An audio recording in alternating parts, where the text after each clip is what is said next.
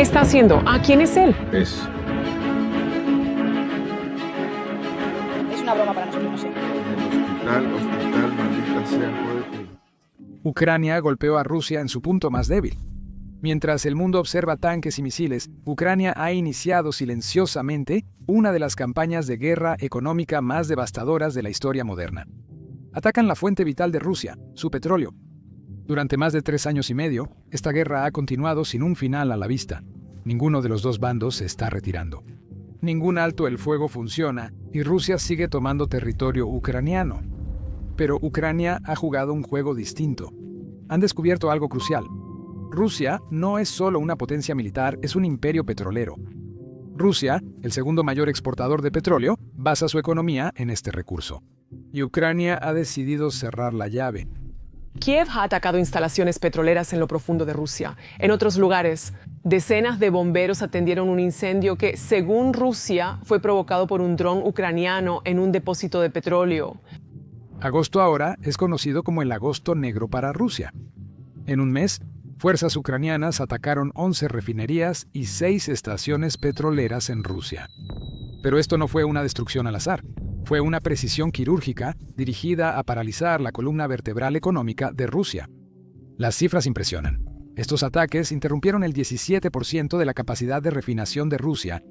Estamos hablando de 11 millones de barriles por día perdidos. En perspectiva, es suficiente petróleo para abastecer países completos. Este tema será controversial y no me importa si YouTube no lo promociona. Igual expondré la verdad. El algoritmo suprime temas controversiales, salvo que los promociones dando me gusta. Gracias. La refinación de petróleo fuera de línea en Rusia llegó a un récord de 64 millones de toneladas. Eso es un 65% más alto que cualquier cosa que habían planeado para mantenimiento. Ucrania decidió atacar instalaciones petroleras rusas, cambiando sus planes previos. Casi la mitad de los daños fue causada por drones. Además, este fue el peor mes desde que inició la guerra.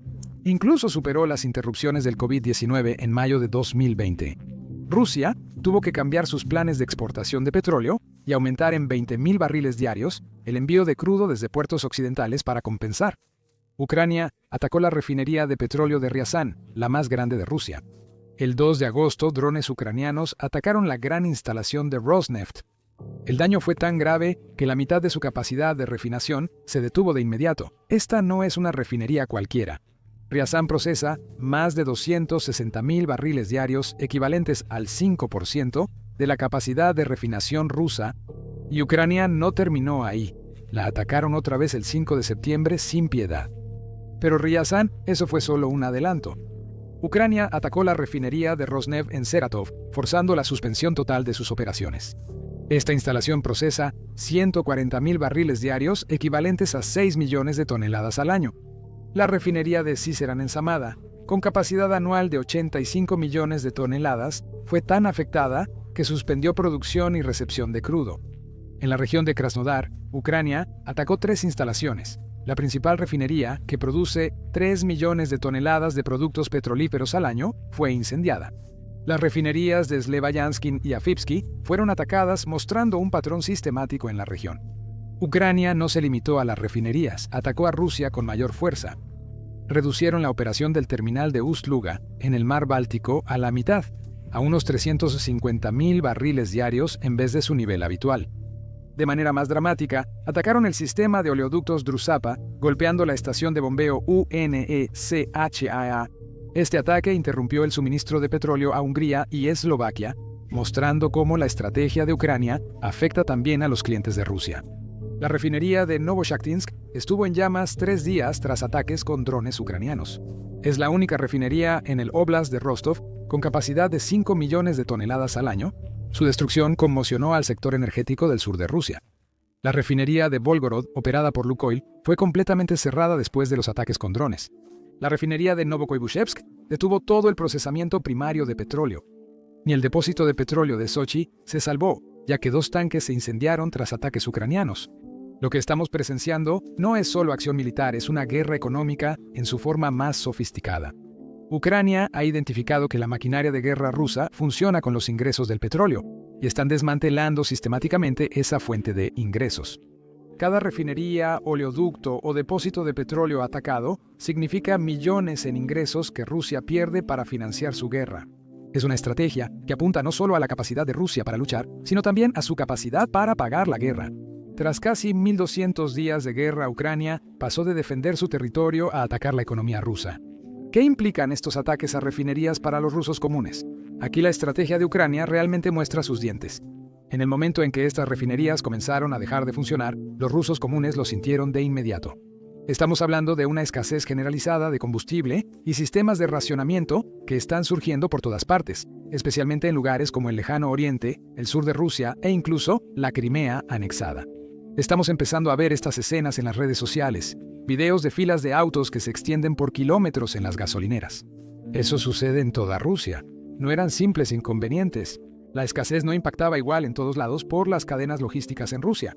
Al perder refinerías clave, debieron transportar combustible por tren desde otras regiones, pero su red ferroviaria no soportó la demanda. Esto creó situaciones extrañas donde algunas áreas tenían mucho combustible, mientras que otras estaban completamente secas, y las consecuencias fueron devastadoras. Los precios del combustible se dispararon. El precio mayorista de la gasolina premium subió cerca del 50% desde el inicio de la guerra, alcanzando máximos históricos.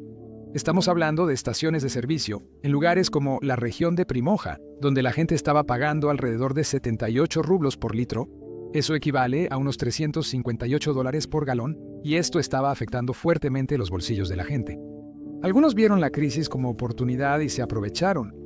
Emprendedores vendían gasolina en línea hasta en 220 rublos por litro, más de $10 por galón. Las ventas de combustible en el mercado negro empezaron a aparecer por todas partes, lo que muestra lo desesperada que se ha vuelto la situación. El Kremlin está preocupado porque el alza de precios y la escasez de combustible pueden causar disturbios sociales. El sector energético no solo implica dinero, sino estabilidad política. Ucrania sabía lo que hacía. Buscaban que los rusos comunes sintieran el impacto de la guerra en su vida diaria. En Crimea, varias cadenas de gasolineras enfrentaron graves escaseces y algunas instalaciones se quedaron completamente sin combustible durante varios días seguidos. En el lejano oriente ruso, la crisis obligó al distrito de Kurdoskai a suspender la venta pública de gasolina y establecieron estos sistemas de racionamiento con tarjetas solo para controlar quién podía obtener combustible. Sí, en serio, la situación llegó a estar así de mal. Pero los preparativos de Ucrania muestran que sus planes son mayores, lo cual impresiona por su capacidad. Su producción de drones ha aumentado, manteniéndose en 20.000 unidades mensuales tanto en 2024 como en 2025. Es un aumento impresionante de 10 veces. Ahora hay unos 500 fabricantes de drones en el país. El gran aumento en la producción permitió los ataques sostenidos y coordinados durante el llamado Agosto Negro. El ataque directo de Ucrania fue letal, pero su guerra psicológica fue la más mortal. Además, esta campaña tiene una capa fascinante, la guerra psicológica. Los trabajadores en las refinerías de petróleo rusas empezaron a negarse a ir a trabajar porque tenían miedo de ser atacados por drones ucranianos. Ucrania no solo destruía instalaciones, también infundía miedo entre quienes operan infraestructura crítica. El miedo agravó los problemas de producción, ya que incluso refinerías no atacadas no operaban a plena capacidad por falta de personal. Las consecuencias inmediatas de esta campaña de drones en agosto causaron la peor crisis energética interna en Rusia desde el inicio del conflicto. Los precios de la gasolina en la Bolsa Internacional de Productos Básicos de San Petersburgo para el combustible de mayor octanaje se dispararon a niveles un 50% más altos que en enero de 2025. El patrón geográfico de los desabastos mostró claramente la estrategia de selección de objetivos de Ucrania, sobre todo en el arco de Riazán-Volgogrado. Ucrania estaba ganando claramente. Al menos, bueno, eso es lo que todos pensaban, porque Rusia ya tenía listos sus planes. El 28 de julio de 2025, Rusia pisó el freno con una prohibición total a las exportaciones de gasolina, esperando redirigir todo ese combustible de regreso a su mercado interno. Eso tiene sentido, ¿no? Mantener la gasolina en casa para tu propia gente. Excepto que no funcionó.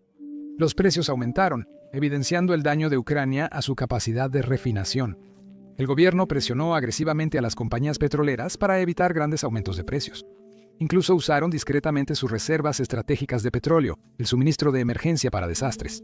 Los funcionarios no lo admitían públicamente para no mostrar debilidad. Aquí empieza lo vergonzoso para Rusia. Moscú debió importar gasolina discretamente desde Bielorrusia, invirtiendo sus flujos comerciales tradicionales. Piensa, Rusia, uno de los principales productores de petróleo, tuvo que importar gasolina porque sus refinerías quedaron fuera de servicio. También intentaron implementar controles de precios al menudeo, pero resultaron completamente inútiles frente a las fuerzas del mercado. Controlar precios sin suficiente suministro genera escasez y mercados negros. La prohibición de exportaciones iba a durar hasta el 31 de agosto, pero al persistir la escasez en septiembre, la extendieron. Esto demostró que sus soluciones rápidas no funcionaban. El ministro de Energía, Nikolai Shurganov, aseguró públicamente que todas las refinerías dañadas funcionarían de nuevo a inicios de junio de 2025. Eso estaba equivocado. Las sanciones occidentales aislaron a Rusia de piezas clave para refinerías que necesitaban. Empresas como Universal Oil Products y ABB antes proveían equipo a refinerías rusas, pero dejaron de hacerlo por las sanciones. La ironía es que estas refinerías rusas se construyeron con tecnología y experiencia occidental. Así que cuando Ucrania las bombardeó y Rusia necesitó reparaciones, no pudieron conseguir piezas de repuesto. Ingenieros rusos pasaron meses buscando equipo básico y algunas instalaciones sufrieron retrasos de reparación de meses, en vez de semanas como prometió el gobierno. Vendían más crudo sin refinar a menor precio en vez de productos refinados valiosos. A la vez, sus exportaciones marítimas de diésel y gasóleo bajaron 6% a unos 31 millones de toneladas métricas en agosto. Rusia perdía dinero por todos lados y el mapa comercial global cambió. Los clientes europeos tradicionales de Rusia prácticamente desaparecieron debido a las sanciones, así que tuvieron que girar fuertemente hacia Asia. China e India pasaron a ser sus principales compradores de crudo, pero esto tuvo un alto costo. Productores rusos ofrecieron grandes descuentos en su crudo para seguir siendo competitivos. Básicamente estaban jugando al juego de volumen sobre precio, vendiendo más petróleo pero aceptando mucho menos ganancia por barril. Las refinerías chinas aseguraron al menos 15 cargamentos de petróleo ruso que iban a la India, ya que su demanda cayó. El daño financiero fue devastador. Rosneft tuvo una caída del 68% en sus ganancias en la primera mitad de 2025 respecto a 2024. Lukoil cayó 51% y Gazprom 54%. Estas empresas citaron exceso de oferta, sanciones y volatilidad de la moneda como principales razones. El impuesto a las refinerías lo empeoró aún más. Los ingresos por exportación de combustibles fósiles rusos en el segundo trimestre de 2025 bajaron 18% interanual, siendo el nivel trimestral más bajo desde el inicio de la invasión. Lo increíble es que esto pasó aunque Rusia exportó 8% más petróleo en volumen que en el primer trimestre de 2025. Estaban vendiendo más petróleo, pero ganando mucho menos dinero debido a esos enormes descuentos que tuvieron que ofrecer. Esta desconexión entre el volumen y los ingresos muestra el creciente impacto de las sanciones y cómo la campaña de refinerías de Ucrania obligó a Rusia a una situación imposible. El cierre de refinerías aumentó la oferta de crudo en mercados internacionales, mientras Washington presionaba para limitar la compra de petróleo ruso. Lo que Ucrania logró fue obligar a Rusia a una situación en la que pierde de cualquier manera. O quedarnos con el petróleo y enfrentar escasez y enojo ciudadano, o exportarlo con grandes descuentos y ver caer los ingresos.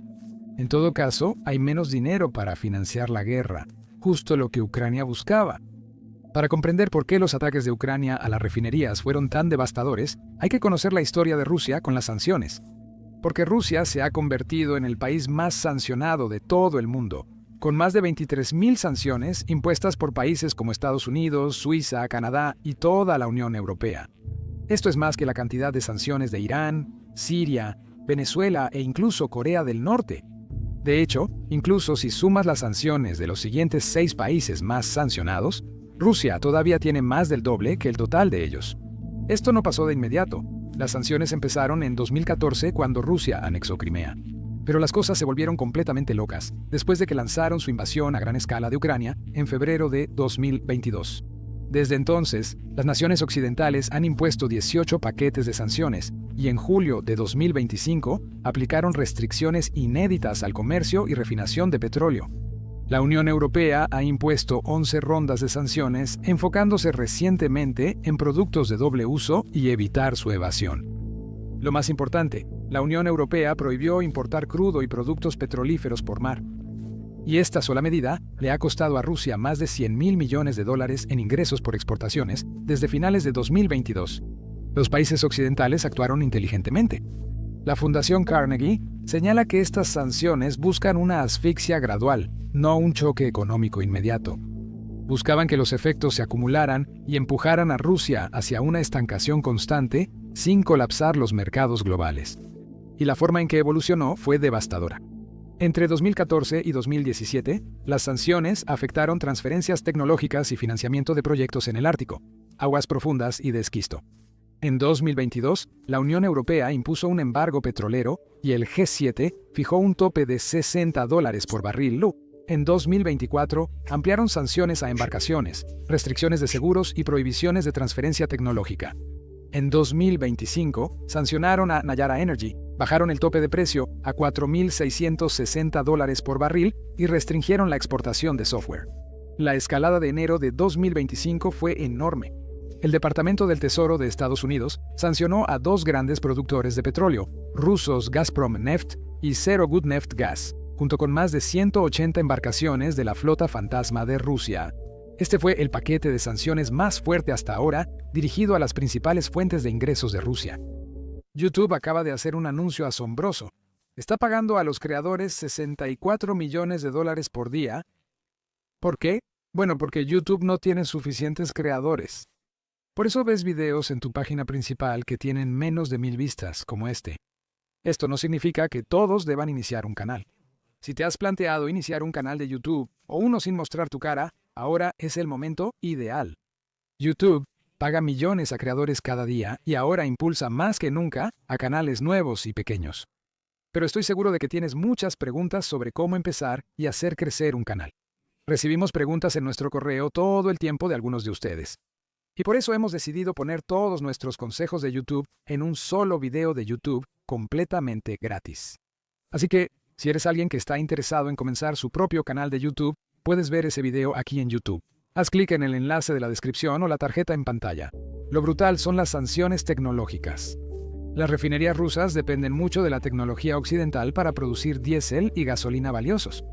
Un experto indicó en 2022 que hasta el 90% de componentes como válvulas y bombas en refinerías rusas son extranjeros. Lo más importante es que los sistemas de control y microchips fabricados en el extranjero requieren mantenimiento de especialistas foráneos. Esto generó dependencias críticas que ahora afectan gravemente a Rusia. Su equipo de fracturación hidráulica proporcionaba alrededor del 10% de la extracción total de petróleo en Rusia. Son entre 50 y 55 millones de toneladas al año. El equipo de reemplazo es inaccesible por las sanciones. Las columnas de destilación son clave en refinerías, pero las unidades occidentales requieren piezas que las empresas rusas ya no obtienen. Las refinerías modernas usan software y hardware occidentales para optimizar operaciones y seguridad. Y la tecnología de turbinas, que es fundamental para las operaciones de las refinerías, tiene capacidades de reparación que están severamente limitadas por las sanciones. El incidente en la refinería Lukoil Norci en enero de 2024 muestra exactamente cómo sucede esto. Cuando una turbina crítica falló, los ingenieros rusos no pudieron obtener repuestos occidentales, obligando a operar a menor capacidad. Este patrón se repitió por meses en varias instalaciones, generando retrasos en el mantenimiento que los ataques con drones ucranianos han explotado sistemáticamente. Las sanciones de software de 2025 aislaron aún más. El Reino Unido y la Unión Europea prohibieron exportar software empresarial, de diseño industrial y de petróleo y gas a Rusia. Esto dejó a las empresas energéticas rusas sin actualizaciones ni soporte para sus sistemas operativos. Esto es sumamente importante para la estrategia de Ucrania. Esta dependencia tecnológica transforma un problema militar temporal en una crisis estratégica prolongada. Un ataque con drones a una refinería que normalmente podría repararse en unas semanas se convierte en un cierre de varios meses. Rusia no tiene piezas ni experiencia para repararla. Con las sanciones que cortan el acceso a tecnologías de refinación occidentales y piezas de repuesto, las reparaciones se vuelven mucho más lentas y mucho más complicadas. El liderazgo de Ucrania vio esta oportunidad y cambió a lo que ellos llaman un enfoque deliberado y estratégico. Kiev considera muy efectivos los ataques a la infraestructura petrolera rusa, sanciones directas, eludiendo la renuencia política de algunos aliados occidentales a imponer medidas más duras al sector energético de Rusia. El objetivo es golpear la economía de guerra y debilitar la capacidad de Putin para financiarla. Esta estrategia usa una asimetría clave. Aunque Rusia tiene un ejército formidable, su enorme tamaño a lo largo de 11 zonas horarias se ha convertido en una vulnerabilidad. El Kremlin no cuenta con suficientes sistemas de defensa aérea para proteger miles de objetivos militares y energéticos en un área tan grande. Ucrania lo ha logrado porque sus capacidades de largo alcance han crecido notablemente en los últimos 3 años y medio. Han desarrollado misiles de crucero de largo alcance como el Flamingo, producido localmente, con más de 3.000 kilómetros de alcance y una gran ojiva. Esta capacidad en evolución le permite a Ucrania infligir un daño económico significativo mientras presiona al Kremlin para que reconsidere su postura y tal vez entre en negociaciones de paz. Me sorprende cómo Ucrania cambió totalmente su enfoque de la guerra. Esta evolución es increíble. Lo que comenzó como una defensa básica se ha convertido en una guerra económica sofisticada. Eso está golpeando a Rusia donde más le duele. En 2022 y 2023, Ucrania usaba principalmente drones chinos importados para operaciones de alcance limitado. Para 2024, realizaron 130 operaciones de drones de largo alcance, atacando 377 objetivos en Rusia, como bases aéreas e instalaciones energéticas. Pero en 2025 todo se volvió loco. Ucrania ahora produce 4 millones de drones al año, incluyendo esos avanzados misiles de crucero Flamingo, con enormes ojivas de 1.150 kilogramos. El punto máximo de las capacidades de Ucrania se mostró en la Operación Telaraña en junio de 2025. Con solo 117 drones vista en primera persona lanzados desde Rusia, Ucrania dañó 41 aeronaves en 4 bases aéreas. Eliminó cerca del 34% de la flota de bombarderos estratégicos de Rusia. La operación costó solo una fracción comparado con los activos militares tradicionales para lograr efectos que normalmente requerirían grandes campañas aéreas. No hace falta ser un experto militar para notar lo devastador que fue esto. Su plataforma de innovación en defensa Brave One ha otorgado más de 470 subvenciones a proyectos de drones y tecnología de defensa, creando un ecosistema que ahora apoya a más de 1.500 empresas tecnológicas ucranianas que trabajan en sistemas no tripulados. Los analistas de defensa lo llaman neutralización estratégica, usar pocos recursos para imponer grandes costos a un adversario mayor. Ucrania entendió que no debía igualar a Rusia en tanques o aviones, solo atacar los objetivos correctos en el momento justo. Lo interesante es cómo respondieron los mercados petroleros al caos. En agosto de 2025, uno pensaría que con el 17% de la refinación rusa fuera de línea, los precios del petróleo subirían, ¿no? Pero no fue así. El Brent promedió $64-65 por barril en agosto, debajo de las proyecciones previas a la crisis de $70-75. El crudo ruso Urals se vendió entre $47.60 y $55 por barril, con descuentos de $3 a $12 frente a los precios internacionales. Esto plantea la pregunta, ¿por qué no subieron los precios del petróleo? La Organización de Países Exportadores de Petróleo Plus enfrenta sobreoferta y los grandes consumidores liberaban reservas estratégicas. Los mercados asiáticos subieron ligeramente, mientras que los europeos se mantuvieron estables por su diversidad de suministro. Aquí es donde se pone interesante, es la flota fantasma de Rusia. Entre 800 y 1.400 embarcaciones transportaron con éxito la mayoría del petróleo crudo redirigido a Asia en 2025.